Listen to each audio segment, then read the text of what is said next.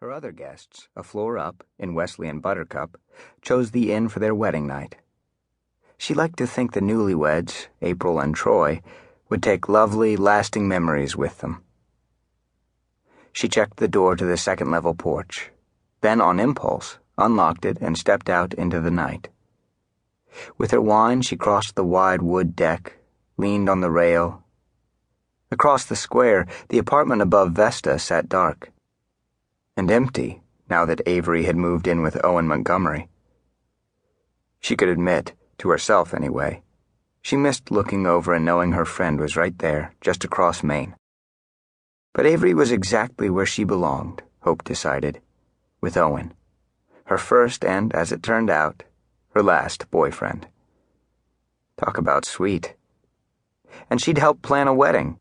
May bride, May flowers, right there in the courtyard, just as Claire's had been this past spring. Thinking of it, Hope looked down Main toward the bookstore. Claire's Turn the Page had been a risk for a young widow with 2 children and another on the way, but she'd made it work. Claire had a knack for making things work. Now, she was Claire Montgomery, Beckett's wife, and when winter came again, they'd welcome a new baby to the mix. Odd, wasn't it, that her 2 friends had lived right in Boonsboro for so long, and she'd relocated only the year, not even a full year yet, before. The new kid in town. Now, of the 3 of them, she was the only one still right here, right in the heart of town. Silly to miss them when she saw them nearly every day, but on restless nights she could wish, just a little, they were still close. So much had changed for all of them in this past year. She'd been perfectly content in Georgetown with her home, her work, her routine. With Jonathan, the cheating bastard. She'd had good, solid plans, no rush, no hurry, but solid plans.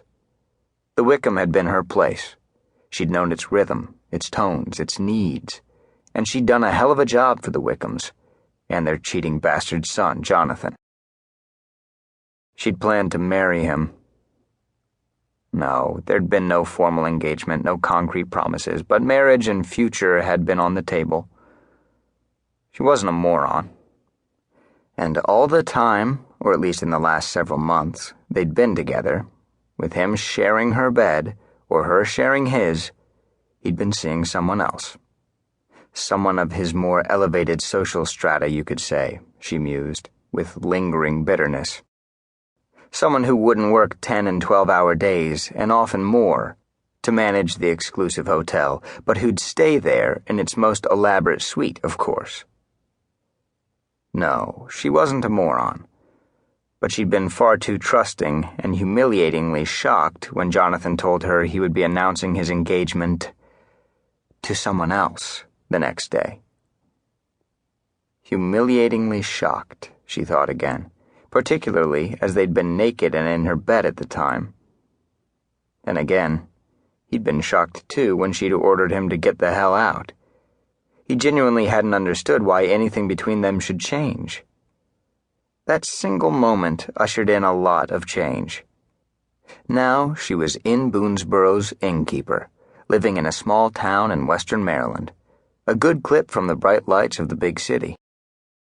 She didn't spend what free time she had planning clever little dinner parties or shopping in the boutiques for the perfect shoes for the perfect dress for the next event. Did she miss all that?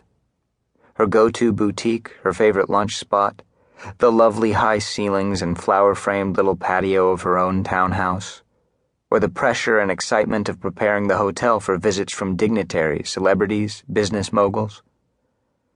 Sometimes, she admitted, but not as often as she'd expected to, and not as much as she'd assumed she would, because she had been content in her personal life, challenged in her professional one, and the Wickham had been her place. But she'd discovered something in the last few months. Here, she wasn't just content, but happy. The inn wasn't just her place. It was home. She had her friends to thank for that, and the Montgomery brothers along with their mother. Justine Montgomery had hired her on the spot.